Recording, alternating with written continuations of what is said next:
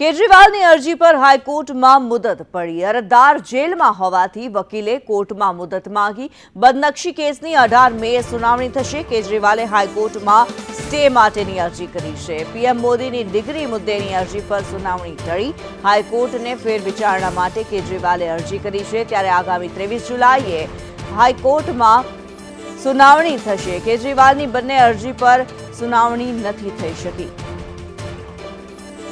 અત્યારે હાલ કેજરીવાલ તિહાડ જેલમાં બંધ છે, ત્યારે હાઈકોર્ટમાં જે સુનાવણી થવાની હતી અરજી ઉપર તેમાં મુદત પડી છે। કેજરીવાલ સામે બદનક્ષી કેસમાં 18 મેએ હવે સુનાવણી થશે, જ્યારે પીએમ મોદીના ડિગ્રી મુદ્દે જે કેજરીવાલની અરજી હતી તેના પર 23 જુલાઈએ સુનાવણી થશે।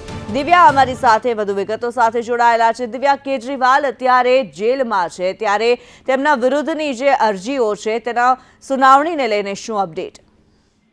કિન્નરી, પીએમ મોદીના ડિગ્રી વિવાદનો મુદ્દો હતો અને સાથે જ માનહાનિની જે બદનક્ષીની જે અરજી કરવામાં આવી હતી, જે અંતર્ગત ગુજરાત હાઈકોર્ટમાં બંને અરજી ઉપર આજે સુનાવણી હતી, પરંતુ અરજદાર ગેરહાજર રહેતા વકીલ તરફથી કોર્ટમાં મુદતની માંગ કરવામાં આવી હતી। એટલે કે બંને અરજીઓ ઉપર આગામી દિવસમાં 18 મે અને 18 મેના સુનાવણી થવાની છે અને જુલાઈ મહિનામાં વધુ એક અરજી ઉપર સુનાવણી થવાની છે। એટલે કે આજે કેસની સુનાવણીમાં બંને અરજીઓ ઉપર મુદત પડી છે, કારણ કે દિલ્હીના સીએમ કહેવાતા અરવિંદ કેજરીવાલ હાલ તિહાડ જેલમાં કેદ છે, જેને લઈને ગુજરાતમાં લોકસભાની ચૂંટણી બાદ હવે આ સુનાવણી છે તે હાઈકોર્ટમાં હાથ ધરાશે।